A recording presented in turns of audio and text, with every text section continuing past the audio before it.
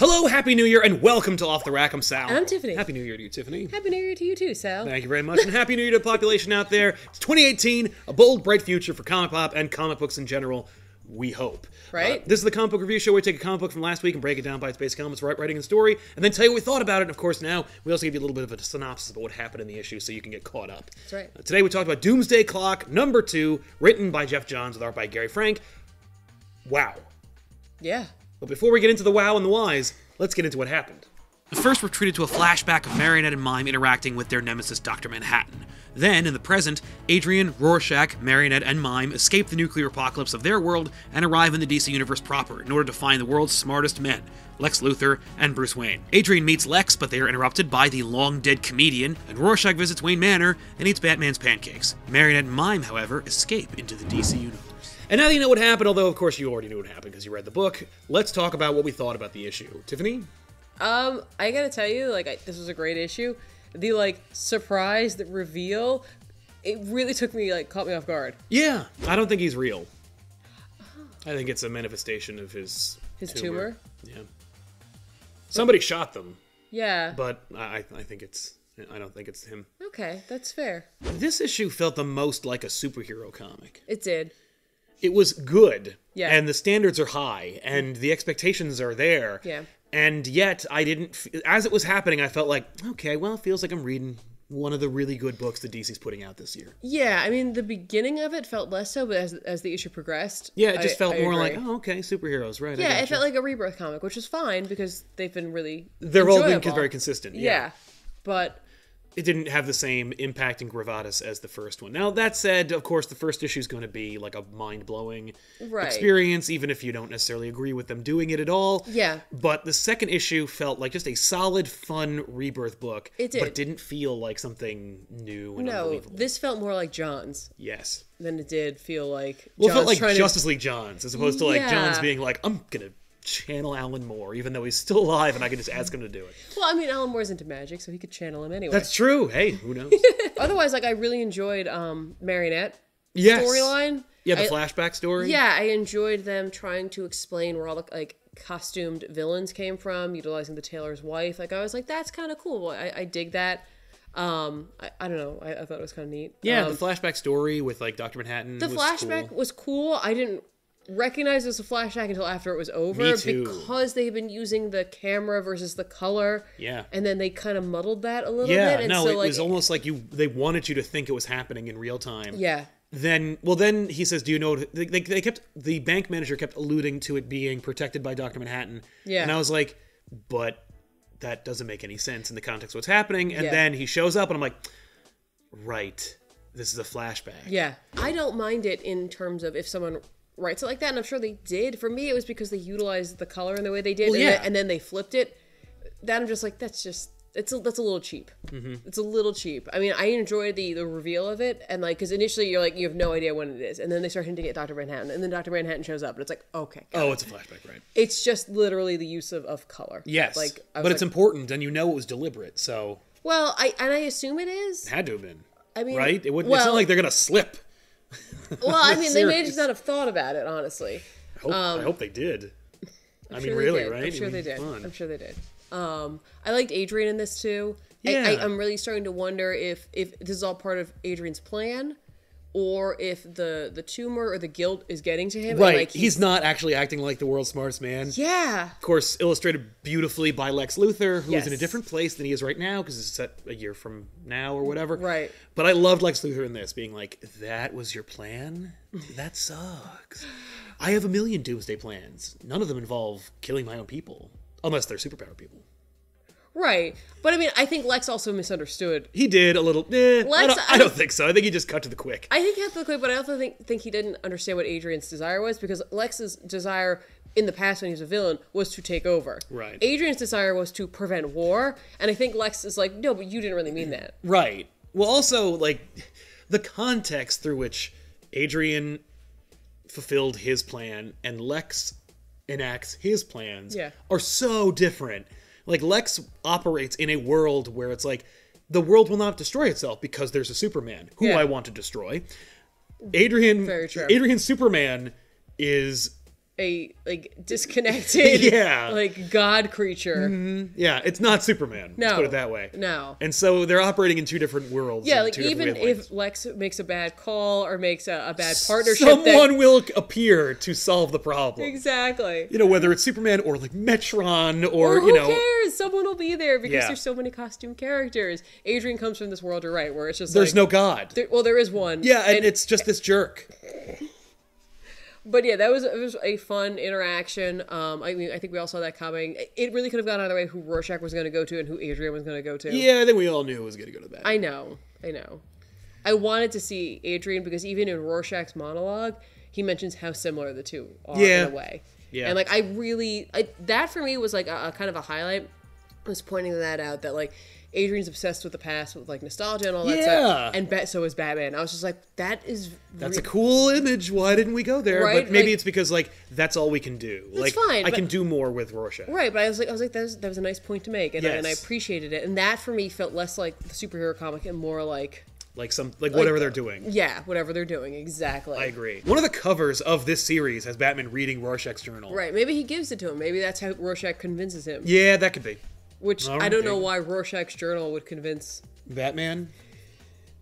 You convince that guy, Reggie. It might convince Rorschach, or not Rorschach, it might convince Batman that he's like, I shouldn't do this anymore. Yeah. Oh, that's extreme. Okay. Looks around cave. Yeah. Oh, all right. The Batman in this I thought was interesting, you know, I like the dynamic of him and Alfred. I enjoyed seeing Alfred. I was like, yay, look, Alfred's there, and like, he is thinking like ahead and like trying to, you know, but he's not. He's like, we're in this weird future for DC where it is more Watchmen-y. Yeah. Because there's apparently this big whole secret about like where metahumans come from. Right. Which has been answered before, but whatever. But it's interesting because in this context, the people of, I guess, the world have turned against Batman. Yeah, that was like so out of the blue. I was so completely out of left field, but maybe they're gonna build towards it. Yeah. Since it's set a year from now. Right. Maybe like the stuff in Batman is all leading towards right. the world turning against him, and hopefully that's the case. Well, it's either that or they're gonna be like, nah, Snyder's Metal is in canon. Oh, it is. Well then. No, Snyder's Metal's happening now. Well, that's what I'm saying. This story's happening then. Yeah, so that would be enough for people to not like Batman. Yeah, I guess that's true. It's just like. But also, like... people are dumb! Here's the thing. If Batman was responsible for, like, I don't know, being a big jerk and, like, you know, attacking civil liberties and just objectively being Batman and people having a problem with that, I could see that being a narrative story point. For it being like, no, I'm in this enduring symbol that opened the portal to hell and all my demonic malformed versions of myself came out of its hellmouth, like... Yeah, but also, like, there are, like, stars in the sky that are in your shape. Like, who am I to argue with that? Or, like, how can I make, like, a cardboard sign that has, like, a circle with a slash through it with a bat in it? Right. When there are gods with your visage. Like, you know what I mean? It's hard to quantify that. Or, I know. Or put it into a pithy slogan you're going to shout at Wayne Manor. Well, no, but they would be boiled down to, like, it's Batman's fault, and I'm mad at you. Yeah, I guess everything breaking is Batman's fault. Yeah. I guess, objectively speaking, that's true. I wonder if that's what they'll do. They'll just be like, no, like, humanity couldn't get it. And in a way that is connected to Watchmen, where it was just like, you have this world that's like at the boiling point with nuclear weapons, which is like, we'll kill ourselves. Right. And yet they're still going forward. And we're still fighting with each other. Exactly. So, like, if that is what it is, I kind of like that. That's because fair. It would be showing, you know, like, Adrian shows up and he's just like, this is totally different, and yet there are these elements that are very much the same. Exactly. Well, people are still people. Yeah. So I don't know. And that's neat. Is that like that we're getting to this point? Yeah, that I agree we will with that. get to this point. It's not like somehow. Yeah. And it'll be very interesting to see that road. I agree. Overall, like I like this issue. Yeah, I liked it too. I like the art in it. Art's fantastic. Art was really good. Gary Frank, man. Yeah, he's really one of the top 3. Yeah. At DC right now. He's phenomenal. Yeah. He's really phenomenal. I love that he chooses his projects very carefully. Yes. I also love the fact that we haven't killed like New Boobastis. That's only because New Boobastis is a kitten. I know, he's so cute. His little box. The comedian thing, I don't know if that has fallen flat for me or not. Yeah, I'll have to see how 3 delivers. Like I said, like I was just so like, I really haven't like thought about it like in that context yet because I just didn't expect it. That's cool. But yeah, baby Boobastis, like New Boobastis. New Bastis. Anyway, I think obviously it's a recommend. Yeah. The book is excellent. It really is. I wouldn't trade wait. I'd read it month to month. There is going to be delay, as I understand it, but it won't be substantial. I wouldn't trade rate only because it will inevitably be spoiled for you, and I think this is one of those where the journey is worth it. Yeah. And like... Yeah, there's speculation, there's intrigue, there's these shows where you get to participate with us in the conversation. That's right. Why would you wait a month, 12 months to watch all these great episodes? Really what it is you're going to have to wait over a year. It's not like it's like an arc. And it's like 5 issues or whatever. Yeah. This is a large event that's going on. Yeah. And there's also like great stuff to mull over. It really There's more in this than in the last issue where there's like full articles about the whole metahuman thing that they're really bringing up that I really did not see coming. I saw coming when they mentioned it, but like... Yeah. Like the emphasis on that? The emphasis on that, the fact that like that was going to be a central plot point for this. They did not indicate that was going to be a thing. No, I really thought... Personally... I thought it was going to be more about like humanity and like the interaction of superhumans and humanity, especially when you see Superman with humanity and Dr. Manhattan with humanity, right? And Adrian and humanity and Batman with, you know what I mean? Yeah, like, I thought it was going to be more about these. I mean, it is, but it's also going to be using this weird like faux Superhuman Registration Act bullshit. Well, we'll see. We'll see how that goes. Like maybe it'll be that, or maybe it'll be. No, I'm in. Yeah. He's in. I'm in. So in. But yeah, don't go pick it up. It's totally worth it. Agreed. Think.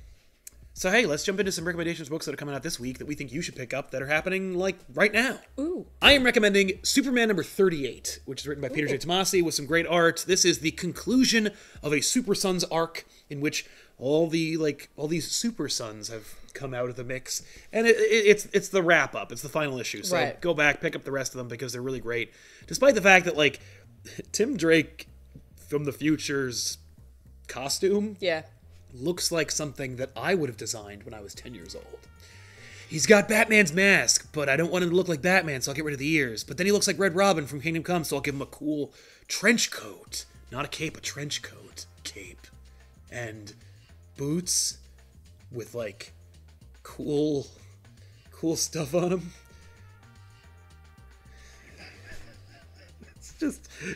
And his eyes are red. Like, does he have pouches?